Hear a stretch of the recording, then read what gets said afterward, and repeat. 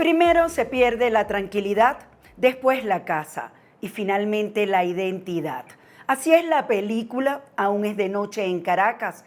Lina Lamprea nos cuenta cómo ha sido llevada al cine una crisis política que terminó rompiendo la vida cotidiana de millones de venezolanos. ¿Qué haría usted si de un día para otro pierde a su madre, su casa y hasta su identidad? ¿Qué personas que nunca había visto en su vida lo despojen de su hogar en pro de una revolución? Esta es la primicia de una historia de supervivencia en pleno estallido social de Venezuela en el 2017. Un año que marcó la vida de muchos ciudadanos y que significó la migración de más de 1 millón de personas a países vecinos que no estaban preparados para recibir a una de las mayores migraciones masivas en un periodo tan corto en los últimos 50 años. La trama sigue a Adelaida, interpretada por la colombiana Natalia Reyes, una mujer que en cuestión de días lo pierde todo y se ve obligada a huir de un país que se desmorona frente a sus ojos.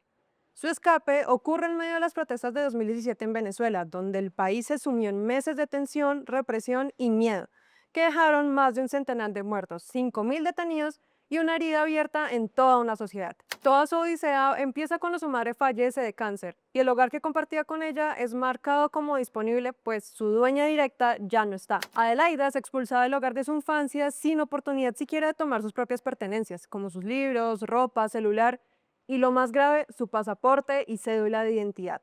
Aunque el fenómeno de ocupación se puede considerar que fue parte de la ficción de la película, este fue un problema real que se dio en varias ciudades de Venezuela, donde el mismo gobierno permitió ocupar casas, apartamentos de personas que se encontraban en el exterior o porque habían fallecido en pro de la revolución. Ese tipo de situaciones no se dieron de forma aislada, se volvieron parte de un contexto más amplio donde el abandono de viviendas, las expropiaciones y el debilitamiento del control institucional generaron un escenario de incertidumbre sobre la propiedad y la seguridad de los espacios privados. Lo que antes era excepcional empezó a normalizarse y el límite entre lo legal y lo arbitrario se volvió cada vez más difuso. Esto no solo es el punto de quiebre de Adelaida, es el punto de quiebre de un país entero, porque mientras ella entra a un apartamento vacío donde habitaba su vecina y encuentra su cuerpo sin vida, afuera ocurre algo mucho más grande. Un país entero se está rompiendo. En 2017, Venezuela vivió uno de los momentos más críticos de su historia reciente. Durante meses, miles de personas salieron a las calles a protestar, y la respuesta fue represión, violencia y miedo. Lo que pensó como manifestaciones terminó convirtiéndose en un escenario donde la vida cotidiana dejó de ser predecible y donde salir podía costar incluso su libertad o la vida. Y es ahí donde la película deja de ser solo una historia individual, porque lo que le pasa a Adelaida no es una excepción, es un reflejo, pues no solo se pierde un espacio físico, se pierde algo más profundo, su lugar en el mundo, y condensa lo que vivieron millones de personas. Perder su casa, su estabilidad, su sentido de pertenencia en medio de un colapso social y político que atravesó la vida cotidiana. Y cuando encuentra a su vecina muerta, aparece una posibilidad impensable. No es una salida limpia ni moralmente cómoda. Pero en contextos como ese, la moral lamentablemente también se vuelve un lujo. Porque en una sociedad que colapsa, sobrevivir deja de ser una decisión simple. La película construye esa tensión desde lo cotidiano. La desconfianza, el miedo, la sensación de que nadie está realmente a salvo. Y mientras eso ocurre en lo íntimo, el contexto sigue avanzando. Protestas, represión, colectivos, escasez, detenidos sin razón. Un país donde las instituciones dejan de funcionar para el ciudadano y donde la violencia se vuelve parte de la rutina. La historia avanza, pero no en un recorrido tradicional, es más bien una caída. Cada decisión que toma Adelaida la aleja de lo que era antes. Y es donde aparece una de las ideas más fuertes, pues cuando todo se rompe, la identidad también se vuelve frágil. En medio del caos, su nombre deja de ser una protección y pasa a convertirse en un riesgo. Asumir otra identidad ya no es una traición, es una forma de sobrevivir. Una decisión que resume lo que muchos venezolanos tuvieron que hacer, reinventarse o huir. Y ahí es el punto donde la historia personal se cruza con lo colectivo, porque lo que vive Adelaida no termina en su apartamento ni en un bar. Es el inicio de algo mucho más grande, un éxodo que obligó a millones de personas a salir de su país, de su hogar, de dejar atrás todo lo que conocían para proteger lo poco que les quedaba y llegar a un lugar desconocido a reconstruir su vida desde cero.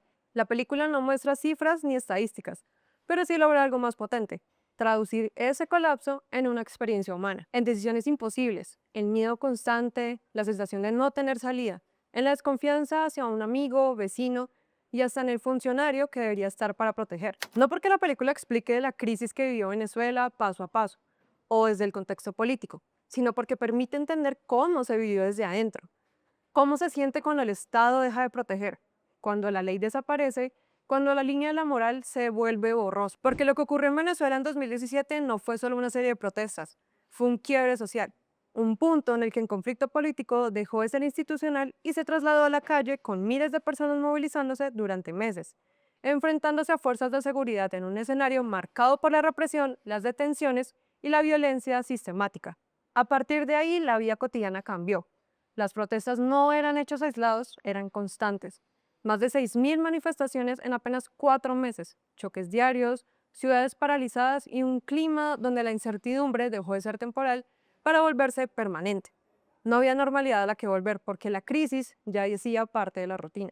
Y ese es el contexto real en el que se mueve la historia, no como telón de fondo, sino como detonante, porque en medio de ese escenario las instituciones dejaron de funcionar como contención y la gente empezó a operar bajo otras reglas, sobrevivir, adaptarse o desaparecer del sistema. Ese es el punto donde la historia de Adelaida deja de ser individual y se vuelve representativa.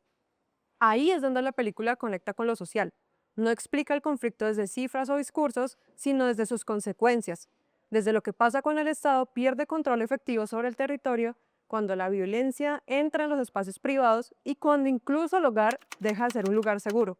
Desde ese punto, cada decisión deja de pasar por lo correcto o lo incorrecto y empieza a depender de lo posible. Conseguir comida, moverse por la ciudad o simplemente confiar en alguien se convierte en un riesgo calculado. No hay reglas claras ni garantías. Todo funciona a partir de ensayo y error, en un entorno donde cualquier equivocación tiene consecuencias inmediatas. Porque lo que muestra no es una excepción, es un precedente. Es el momento en el que un país deja de garantizar lo básico, seguridad, estabilidad y certezas. Donde salir a la calle deja de ser rutina y se convierte en riesgo. Donde las instituciones pierden control y la vida cotidiana empieza a regirse por el miedo y la improvisación constante. Y eso es lo que incomoda, que no es un escenario imposible ni ficticio, es algo que ya ocurrió. En ese punto, la historia deja de avanzar hacia afuera y empieza a cerrarse sobre sí misma. Caracas ya no es solo el escenario, es una presencia constante, silenciosa, que se cuela en cada decisión, en cada puerta que se abre y cada una que se queda atrás. La ciudad que alguna vez fue rutina aparece fragmentada, irreconocible, como un lugar que todavía existe, pero al que ya no se puede volver. Alaida sigue moviéndose, pero cada paso implica una renuncia. No hay despedidas formales ni pausas para asimilar lo que queda atrás. Todo ocurre en tránsito, en medio de una urgencia que no permite detenerse. La memoria queda reducida a lo esencial. Una casa que ya no está, una voz que se apaga, objetos que dejan de tener dueño. En la entrevista con la red, Natalia Reyes y Edgar Ramírez profundizaron más sobre ese proceso de pérdida y desarraigo que atraviesa la historia, y cómo la violencia deja de ser un elemento externo para instalarse en lo cotidiano, marcando cada decisión y cada espacio dentro de la ciudad. Hemos denominado esta película como un thriller de supervivencia. Es una película que te mantiene absolutamente expectante, que está todo el tiempo queriendo saber cómo va a sobrevivir el personaje de Adelaida, que es el que interpreto.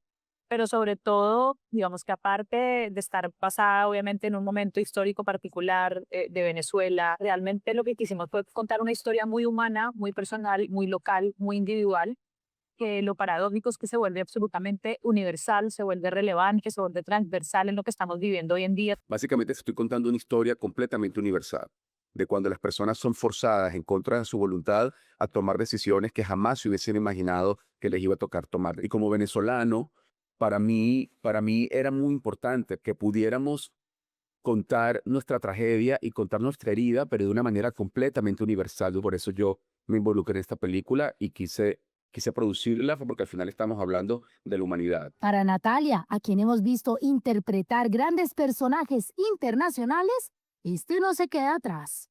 Fue un honor trabajar con Edgar, conocer a este equipo, rodar esta película en México, el acento, por supuesto, trabajarlo, digamos que poder honrar ese acento de nuestros hermanos venezolanos. Gracias a Dios es un acento que tenemos muy cerca, la mitad de mi familia es venezolana. Una película, como dice Edgar siempre, pues fue hecha en el exilio, fue hecha en México, fue una película que a todos creo que nos hubiera encantado poder rodar 100% en Venezuela y pues no es una posibilidad. La filmamos en Venezuela un par de secuencias muy cortas, pero la filmamos de manera clandestina con un guión falso, con un guión de mentiras que tuvimos que escribir para poder lograr los permisos, porque obviamente una película con esta historia nunca iba a lograr.